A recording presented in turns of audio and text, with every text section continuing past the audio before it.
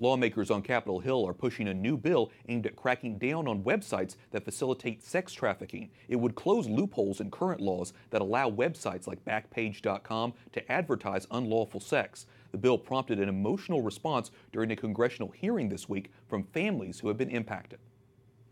The sex trafficking of minors should not be happening in our country.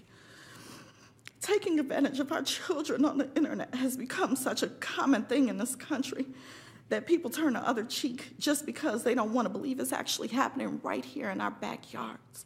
Yvonne Ambrose's daughter, Desiree Robinson, was trafficked on Backpage.com and murdered. Senator Rob Portman is a Republican from Ohio. He is one of two lawmakers who introduced the bipartisan piece of legislation. Senator, thank you for joining us. How will this bill help stop sex trafficking?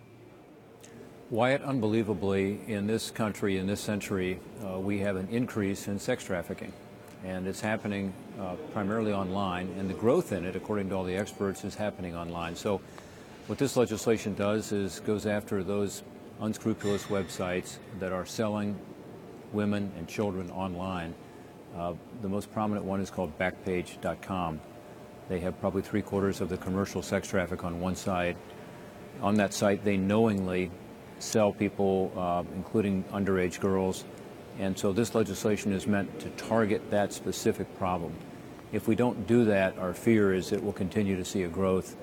It's really a stain on our national character that, again, in this country, at this time, that we're seeing a growth in what is really a horrific crime. It is pretty scary. In your testimony yesterday before the Commerce Committee, you said sexual predators have moved from the street corners to the smartphone. You say it's ruthless efficiency. How can we protect minors when technology makes the trade so easy? Well, it's a challenge for us, and frankly, what has happened is that over the last 20 years, federal legislation, which was put in place to help protect internet freedom, has been interpreted by the courts, I think in many cases misinterpreted, to give immunity to these actors on the internet that actually engage in this criminal activity. So one thing we can do as parents, as citizens, is we can say enough. We're not going to allow these websites to be able to engage in criminal activity while having an immunity under federal law. So our legislation does that. The courts that have been asked to take up the cause to try to stop this trafficking have said to the victims and to law enforcement, well, we understand that this is immoral. We understand that this is going on. And the stories, are just absolutely heartbreaking. So what we're saying is very simple. We're not affecting the freedom of the internet at all. We preserve that. But we're saying that for criminal activity, specifically knowingly engaging in sex trafficking, that those people should be able to be prosecuted. They should be liable so that victims can have their day in court and get justice.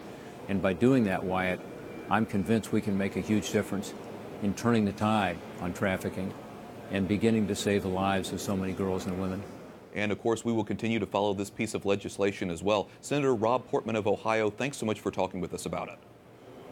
Thank you, Wyatt, and thanks for what you do to try to stop sex trafficking.